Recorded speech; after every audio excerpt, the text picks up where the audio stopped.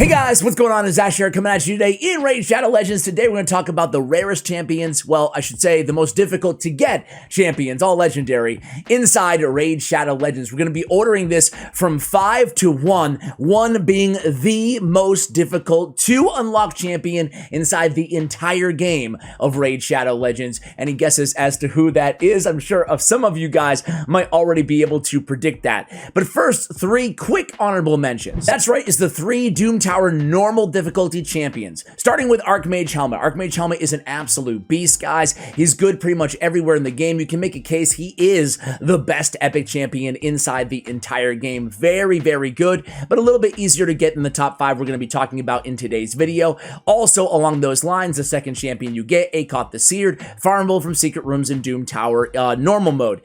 Akoth the Seared, incredibly good champion, specifically for the spider. Very, very cool champ. And then last but not least, a champion that I have not unlocked yet, there hasn't been enough time at the time of this recording, is Ryan the Conjurer, a good reviver to have on your team as well. So these champions cannot be pulled from shards. Speaking of champions that cannot be pulled from shards, let's go ahead and kick things off with champion number 5. The 5th most difficult to get champion inside this entire game is going to be a very, very unfortunately underwhelming champion in Thea the Tomb Angel. Now, she looks amazing. Like, the aesthetics on her are incredible. A flying, I don't know, weird helmet thing going on. Interesting aesthetics. Thea the Tomb Angel has the first champion to introduce Hex into the game. She has Hex on her A1. On her A2, she has an AoE attack that theoretically has the highest damage multipliers in the game. However, theory isn't always in practice, right? It's very, very situational. You have to have a bunch of Hexes up on the enemy team to get the full damage, and even then it's on a 5-turn cooldown when booked. She definitely needs a buff. Her speed is very low too at 90. You can kind of see here behind me. 90 speed, not very high, and then has a perfect veil on herself with an extra turn, again on a 5-turn cooldown. Her passive though is really good. Has a 50% chance of placing a true fear debuff on all enemies for 1 turn when an enemy loses 30% or more of their max HP in a single hit. So she's so underwhelming to me personally that I don't even use her in my Knight Revenant Faction Wars team. It's really unfortunate. How would you buff Thea the Tomb Angel, A, and B, do any of you guys have Thea the Tomb Angel yet? Let me know in the comments below if you have her, and if maybe you're less underwhelmed than I am, if you're a fan of this champion. All right, so moving on to number 4, the 4th most rare champion, most difficult to get champion in the game is a Void Legendary Uros the Soul Cage. He is the 2nd champion you unlock from the Doom Tower Hard Secret Rooms. He is not being, you can't pull him from shards at all inside this game. Can only get him from farming secret rooms in Doom Tower hard difficulty. This dude, it's all about his passive, right? One of the best, if not the best, Scarab King champions inside the entire game, and you'll see why. On his passive, when attacked, has a 75% chance of placing a big version of poison debuff on the attacker for 2 turns. When an ally is attacked under his strengthen buff, has a 75% chance of placing a provoke. Increases champion's max HP by 5% whenever an enemy receives damage from a poison debuff placed by him. And then whenever an enemy receives damage from a poison debuff placed by this champion, also decreases their max HP by 5%. So again, you can see the obvious synergy with Scarab King there. On the A1, place a shield buff on this champion for 2 turns. Really, really solid, right? Because again, that plays into the Scarab King, having that shield up there for 2 turns on the A1. On the A2, on a 3-turn cooldown, an AoE attack that does things, decrease speed and stun based on the poison debuffs on the enemy team. A pretty cool AoE attack. His damage is based off HP, and he has a lot of HP at 24k, as you can see behind my shoulder. On the A3, he has Strengthen and Ally Protect on all allies except this champion on a 3-turn cooldown. So Uros the Soul Cage, an incredible champion. Very, very fun. I unlocked him, when I first unlocked him, I didn't... I'm dumb. I didn't immediately think Scarab King, even though I should have. And I kind of built him out, tried him in dungeons, was kind of underwhelmed a little bit by this champion. And then once I built him very, very slow, I built him with no speed, 95 total speed. I'll show you my build. Then I was like, wow, this dude is in a league of his own when it comes to the Scarab King. So I put him in a regen set. So he's healing himself anyway, right? And then we put him in, as you guys can see, we built him with a lot of accuracy. Probably could use a little bit more as well. But look at that speed. 95, I lied. I have 5 speed on him, but only 100 speed. We want him going really, really slow. That way the enemy keeps attacking him, and we let the passive do all the heavy lifting here. All right, next up is going to be the third most difficult to get champion inside this game, and this will complete the Doom Tower segment of today's video, and it's going to be an Orc champion, and it's Gomlock Skyhide. So Gomlock, a very cool looking champion indeed. I mean, yeah, pretty cool. I mean, do all Orcs look kind of similar? Some of them. Is that stereotypical? I apologize. Anyway, on the A1, we have a leech debuff for 2 turns. I love having leeches on the A1s, and this one has a, 75% chance of placing a leech debuff for 2 turns on 2 random enemies if this champion has full HP. He's an attack-based champion. Nobody in the game has him at the time of this recording. There hasn't been enough time that's gone by yet in order to allow people to farm enough Doom Tower secret rooms on hard difficulty to unlock him. Fateful Trickster is his 2-turn cooldown A2. Attacks 1 enemy, has a 60, make it 100% chance when booked of stealing 2 random buffs from the target. Also has a 100% chance when booked of decreasing the target's turn meter by 50%. Steals 50% of the target's turn meter instead if this champion again has full HP. So interesting enough, look at his base stats too. He has a lot of HP, a decent amount of defense, a decent amount of attack as well. His base stats kind of remind me a little bit of like Ghostborn, kind of an all-around champion, right? Wild Surge, his A3, this is on a 4-turn cooldown when booked. Attacks all enemies 2 times. Each hit has a 100% chance of placing decreased defense on all enemies for 2 turns. The first hit on each target also has a 100% chance of decreasing the target's turn meter by 10%.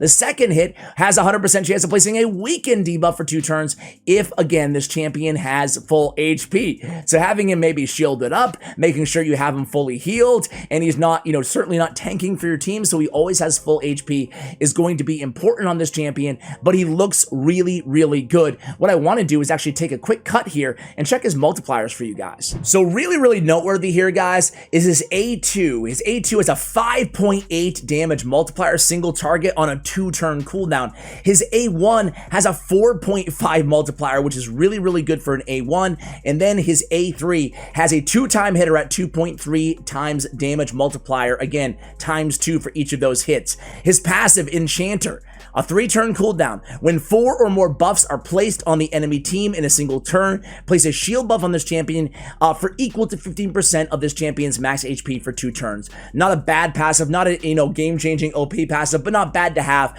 Pretty fun. So Gomlock Skyhide has a lot of utility, could be even an arena debuffer with this Wild Surge ability. He has Force Affinity, so very effective against magic affinity teams, and his speed is not bad for a damage dealer at 104, damage dealer / debuffer. So I'm a big fan of Gomlock Skyhide. All right, the second most difficult champion in the game, any guesses, is Lydia. Lydia the Death Siren used to be kind of the final champion that you get in the most difficult area inside the game, which is beating every single faction crypt.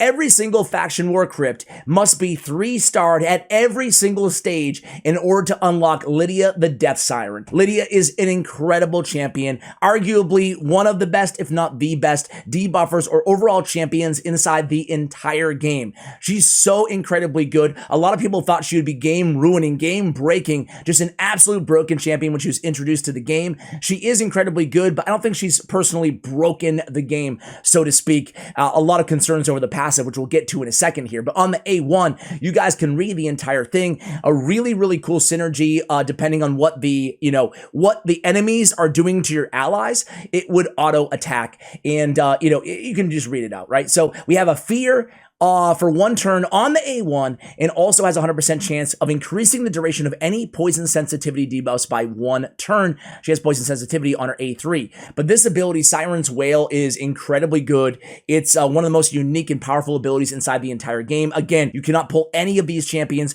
from any shards. No sacred shards, no ancient, nothing, no void shards. Attacks all enemies. Has a 100% chance of placing decreased defense and weaken for 2 turns on a 3-turn cooldown. Also places a strengthened buff and an increased speed buff on all allies for 2 turns. Are you kidding me? Are you kidding me? This is an insane ability, guys. It's strengthen, one of the best defensive buffs in the game. Increased speed, one of the best buffs in the game, and then weaken and decrease defense, one of two of the most quintessential debuffs in the game, all on one ability. On the A3, we have a 3-turn cooldown with poison sensitivity and block buffs and block active skills for 2 turns. Nice to neutralize one specific opponent. And then this passive denies on a 7-turn cooldown, denies enemy revive attempts. We've never seen anything like this in the game. Still haven't seen anything like this in the game other than Lydia. Denies enemy revive attempts. If this champion is alive, then we revive all dead allies with the denial of the revive from the enemy, and then grants an extra turn instead if there are no dead allies. If this champion is dead, we revive herself instead. Wow, what a sick ability. Very fast at 110 speed, over 20k HP, and 1288 on the defense as well. Resistant arena battles by 100, the best in the game for arena resist as well. That's Lydia, the Death Siren. What a champ. All right, guys, the most difficult champion in the game to get was actually somewhat recently added to the game, and it's none other than Ramantu Drake's Blood. Ramantu Drake's Blood, as you guys can see at the time of this recording, see below next to my shoulder, nobody, no reviews means nobody in the game has Ramantu Drake's Blood. I need someone to show me my place in all this. A very, very good champion. He is the most difficult champion in the game to get. Again, no one has him right now. So check him out. Aesthetically, very, very cool looking dude. I mean, it's got that scary kind of, I don't know what that is, dragon, lizard, tail, braid thing going on. Just a really, really cool looking champ. I'm happy too that he was a lizard man, because lizard men are a little bit weak, So anyway, guys, look at his base stats here. His HP is actually a little bit low. His defense is okay. He's an attack-based champion with decent attack, decent speed. Now let's look at his kit.